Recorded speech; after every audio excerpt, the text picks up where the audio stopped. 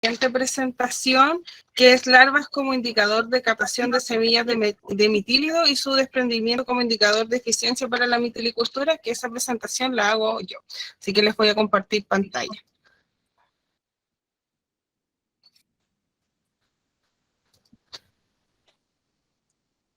¿Me confirman si se ve bien, por favor? ¿Se ve en modo presentación? Sí, querida. Se ve en modo presentación. Muchas gracias. Todo bien. Muchas gracias. Dale, bueno, como Don Leo, Paulina, Marina y Macarena han mencionado, la base de la mitilicultura es la captación de mitílidos del ambiente natural. Entonces, sin más preámbulos, voy a pasar a mostrar cómo hacemos nosotros el seguimiento de la captación. Primero, gracias a la información que obtuvimos de las encuestas que Macarena les mencionaba, tenemos identificado los lugares donde mayoritariamente se hace captación, que en este caso serían los sectores en rojo, y los sectores donde principalmente se hace engorda, que serían los sectores en azul, y en Chiloé Sur hay una parte donde se mezcla un poco la captación de semillas y la engorda de choritos.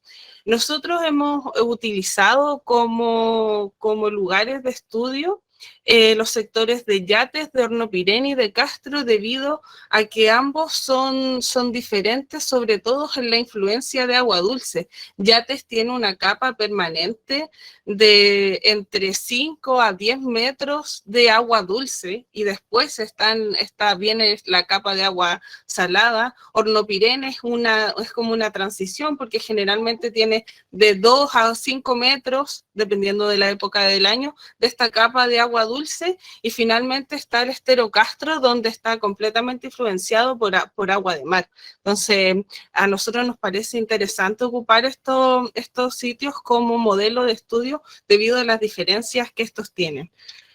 Voy a hacer un pequeño resumen de lo que dijo Marina en un comienzo. Nosotros hacemos dos tipos de seguimiento. Uno, un seguimiento mensual, donde se instalan y retiran colectores con una frecuencia de más o menos de 30 días.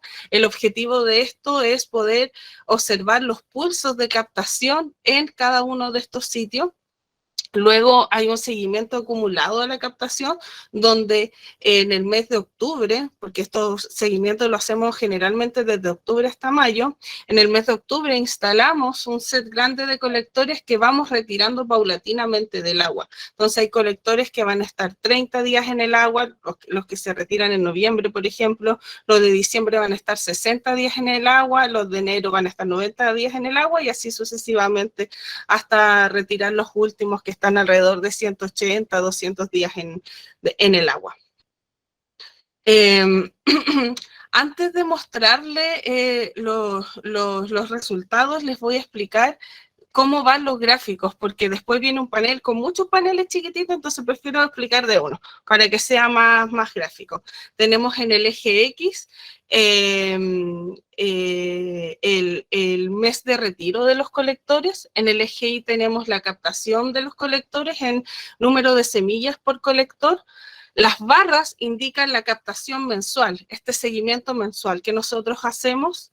Los puntos negros es la captación acumulada real, que es el otro seguimiento que hacemos, y los puntos grises es la captación acumulada potencial. O sea, ¿qué pasaría si no hay desprendimiento y toda esta captación acumulada, o sea, toda esta captación mensual se suma? Entonces tenemos que, no sé, este primer punto se suma con la siguiente barrita y da como resultado el segundo punto gris, y así sucesivamente se van sumando estas barritas de captación mensual.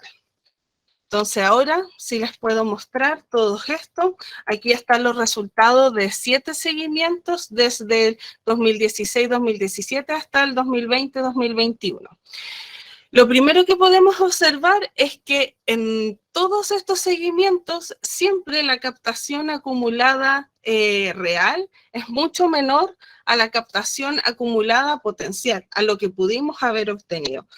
Incluso en estos dos seguimientos de Yates 2018 y 2019, con Yates 2020-2021, donde en ambos casos hubo un ingreso bastante similar de semillas en un rango de más o menos 100.000 semillas por colector. Pero si nos fijamos, en la temporada 2021, la captación acumulada final al mes de abril fue mucho, mucho menor que en la temporada 18-19, perdón. Y ahora empezamos a buscar cuáles podrían ser los factores que están incidiendo en estas diferencias, siendo que más o menos ingresaron la misma cantidad de semillas al sistema. Primero veamos cómo estuvo el asentamiento en rangos de la distribución vertical. Acá en estos gráficos tenemos los mismos ejes, en el eje X tenemos el retiro de los colectores, y en el eje Y tenemos la cantidad de semillas por colector, pero ahora tenemos la captación por estrato. En el estrato azul es el trozo inferior de colector, está cerca de la potala. El estrato blanco es la parte media, y en la parte, los símbolos rojos representan el estrato superior cerca del chicote.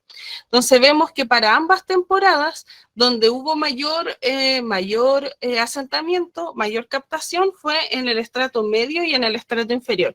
Entonces, más o menos la diferencia en estas dos captaciones, en estas dos temporadas, no va por ahí. Ahora, si vemos las temperaturas, los colores significan los mismos estratos, pero ahora en vez de captación estamos viendo la temperatura del agua. La principal diferencia que se observa en estas dos temporadas es que la temporada 2021 fue mucho más cálida que la temporada 18-19.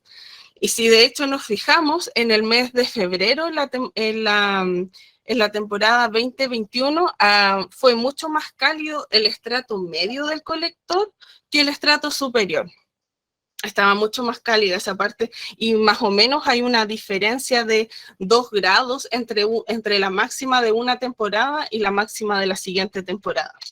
Ahora, si observamos lo mismo, pero para la salinidad del agua, vemos que en la temporada 2021 fue mucho más variable la salinidad del agua hasta antes de febrero, por ejemplo, y después de febrero en adelante.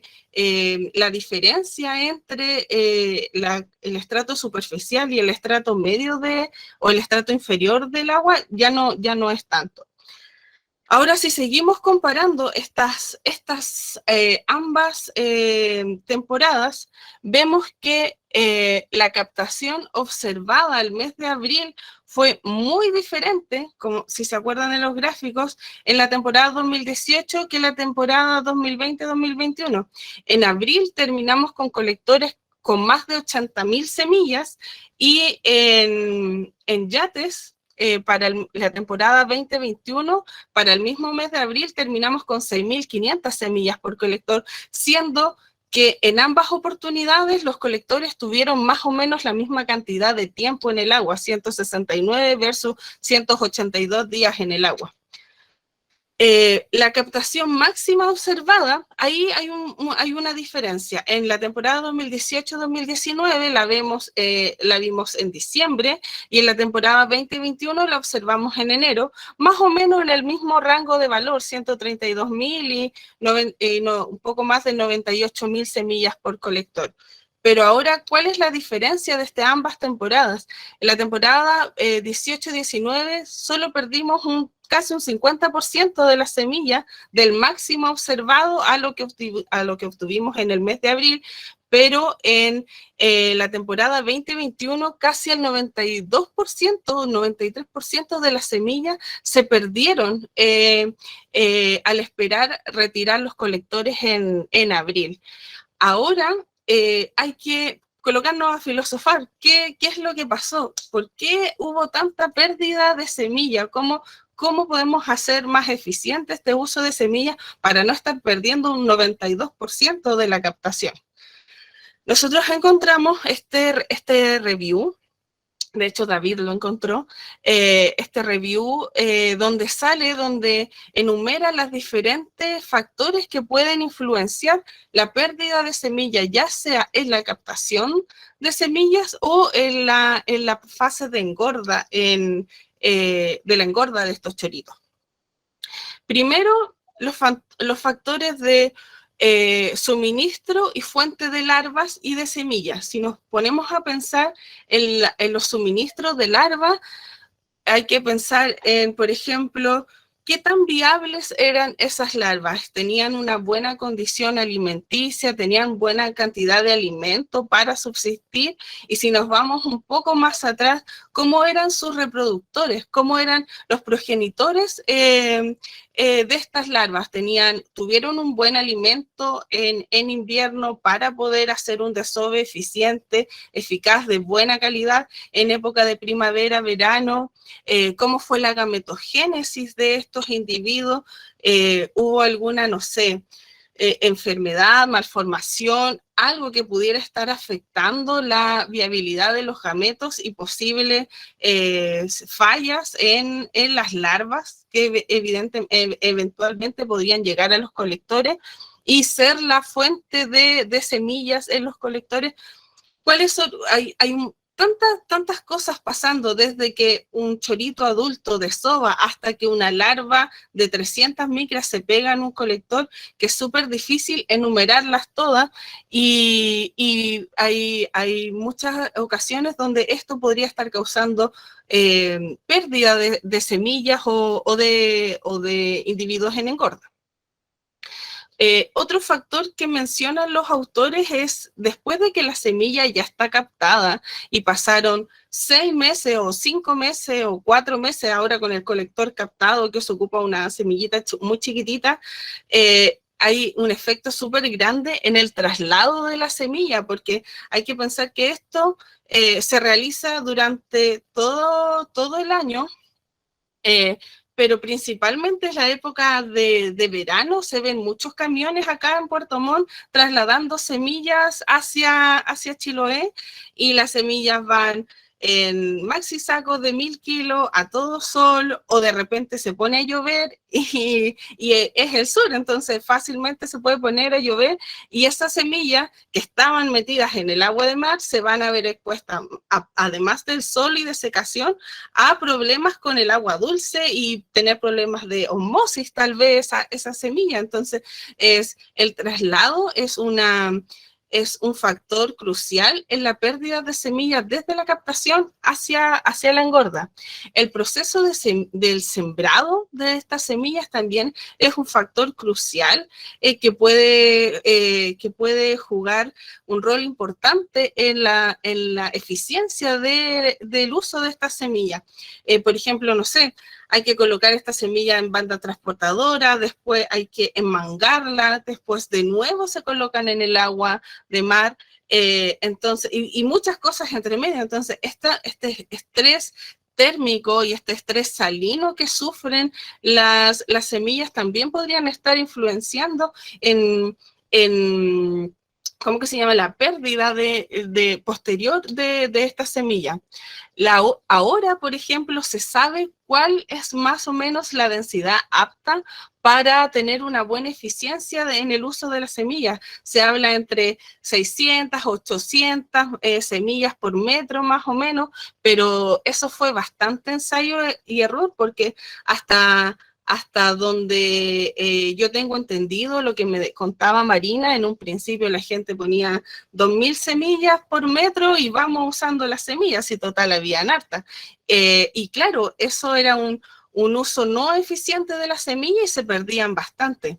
La condición de la semilla, después de haber pasado por procesos de extracción, procesos de siembra de nuevo, la condición basal de esa semilla también va a ser un factor crucial en la sobrevivencia de estas durante su periodo de engorda. Hay que recordar también que las semillas no solamente pueden morir por todo el estrés que ya lleva esta semilla trasladada de un sector a otro, sino que los individuos también pueden morir por muerte natural. O sea, hasta donde yo tengo entendido, no hay reportadas muchas enfermedades en los choritos, pero todavía no conocemos si es que hay algo más, entonces puede estar causando eso. Nosotros a veces con Macarena, que revisamos las muestras de larva y revisamos las muestras de semillas con Marina, a veces encontramos semillas que tienen una que otra malformación, que las valvas parecen casi un corazón porque tienen una hendidura, entonces no sé si eso tal vez podría causar muerte de algunos individuos.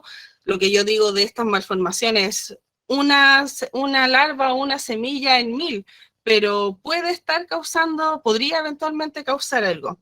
Las características del sitio donde se instalan, ya sea los centros de cultivo, o sea, los centros de captación o los centros de engorda, también juegan un papel crucial en la sobrevivencia de las larvas. Recordemos que a los choritos no se les da alimentos, sino que comen lo que está en el ambiente natural. Entonces, la cantidad de alimento disponible que tiene cada sitio para alimentar igual va a ser algo crucial al momento de la engorda de los choritos. Y si pasamos de tener, no sé, 10 líneas con chorito a tener 100 líneas con chorito, la cantidad de alimento no va a cambiar. Y es el mismo alimento que se va a tener que repartir en un número mayor de individuos.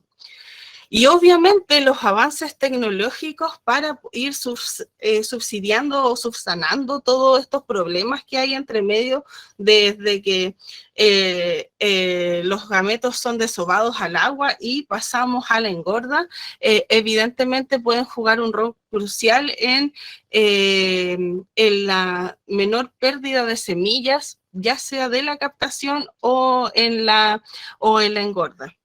Ahora yo les quería decir qué pasó en esta temporada, porque si se fijaron, yo no les mostré ningunos datos de la temporada 21-22. ¿Qué pasó en la temporada 21-22? Ya hemos escuchado que la zona de Castro presentó problemas en la captación, así que ahora eso le vamos a mostrar. En el estero Castro y en Yate, primero la captación mensual, esto para ver estos pulsos de captación. Lo primero que vemos es que en ambos sitios, en todos los meses hubo pulsos de captación de chorito. Lamentablemente en Yate se nos perdieron los dos colectores de 2 meses, pero aún así vimos que en los meses que sí tenemos datos, sí había pulsos de captación. Pero aquí estos gráficos tienen una trampa. Yo ahora voy a poner ambos gráficos en la misma escala. Y si nos damos cuenta, el estero Castro tuvo una cantidad mucho menor, varios grados de magnitud menor, que en la zona de Yates.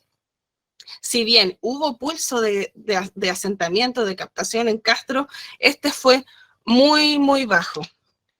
Ahora, ¿qué pasa con la captación acumulada? De nuevo, todos los meses hubo captación en los colectores y se acumuló hasta distintos meses. Por ejemplo, en Castro vemos que la captación se acumuló hasta el mes de marzo y en Yates vemos que la captación se acumuló hasta el mes de enero. En ambos casos los rangos fueron bastante diferentes. En ambos casos también vemos que después del máximo de captación viene una pérdida importante de semilla. En el caso de Yates, al mes de febrero vimos un 82% de pérdida de semilla en los colectores y en el caso de Castro vimos un 34% de semilla en los colectores. Aquí hay un punto importante que Marina me sugirió que mencionara. Hubo pérdida de semilla en los colectores de Castro, aún así, donde no había tanta densidad de semillas en los colectores. Así que lo que siempre se dice que la densodependencia podría incurrir en desprendimiento, en el caso de Castro no ocurre porque los colectores, cada chorito tenía mucho espacio para crecer. Entonces, en el caso de Castro, la densodependencia, yo creo que no, la problemática no va por ahí. En el caso de Yates, yo creo que evidentemente sí, porque tenemos más de 370.000 semillas en un colector. Entonces, la probabilidad de que éstas se pongan a pelear por espacio cuando van creciendo es mucho mayor. Así que en el caso de Yate yo creo que sí es densodependencia esta pérdida tan importante de semillas. Pero de nuevo, si ponemos ambas captaciones en una misma escala, o sea, ni siquiera se ve la captación de Castro de tan baja que estuvo, siendo que más o menos los colectores tuvieron la misma cantidad de días en el agua. Entonces, no es por tiempo de inmersión de los colectores, sino que hay algo más en Castro que no ocurrió, que sí ocurrió en Yates. Y nosotros pensamos que es por el lado de las larvas. Acá tenemos el gráfico de la captación acumulada en la temporada 2021 y 2022. Y tenemos las larvas D en los paneles de abajo. Entonces, en el eje X, en los gráficos de arriba tenemos cuánto tiempo estuvieron los colectores en el agua y desde qué fecha, y abajo tenemos en el eje X tenemos los muestreos, los diferentes muestreos que se hicieron de larvas D durante la temporada de captación. Entonces, si vemos el gráfico de Castro, vemos que solamente en una ocasión, casi en el mes llegando al mes de abril, finales de marzo, vemos que las larvas D tuvieron un número superior de larvas a lo que nosotros llamamos muy abundante. Hubo una concentración de 1007 larvas por metro cúbico y nosotros decimos que es un indicador de desove de muy alta abundancia cuando hay más de 1000 larvas por metro cúbico. Los otros máximos que se ven en la temporada son menores a 700 larvas por metro cúbico, entonces nosotros no podemos decir que son muchas las larvas D que hay. Tengo que recordarles que las larvas D es un indicador de desove, de que hace poco los individuos liberaron larvas al agua y hubo desove de los adultos. En cambio, en Yates vemos que antes de este máximo de enero hay por lo menos 3 máximos por sobre las 1000 larvas por metro cúbico. De hecho, hay uno de 5000 larvas por metro cúbico que evidentemente da razones para pensar que la captación ese año iba a estar en esta temporada iba a estar muy buena. ¿Qué pasa si vemos las larvas competentes ahora? Las larvas competentes, les recuerdo que son la larva de más o menos 250, 300 micras que se van a pegar en los colectores o ya sea en los bancos naturales. Acá el valor referencial que hay que tener en cuenta son 100 larvas por metro cúbico, que es la línea continua. Y si ven, en el caso de los choritos, en el estero Castro, en ningún momento las larvas superan las 10 larvas por metro cúbico. Entonces, la cantidad de larvas D no alcanzó a sustentar que hubiera mayor cantidad de larvas competentes. Y de hecho, esto no pasó solamente en los choritos, pasó en las 3 especies de chorito, cholga y choro zapato. Así que no es algo específico del chorito, sino que es algo de los mitílidos en general, en el caso de Castro.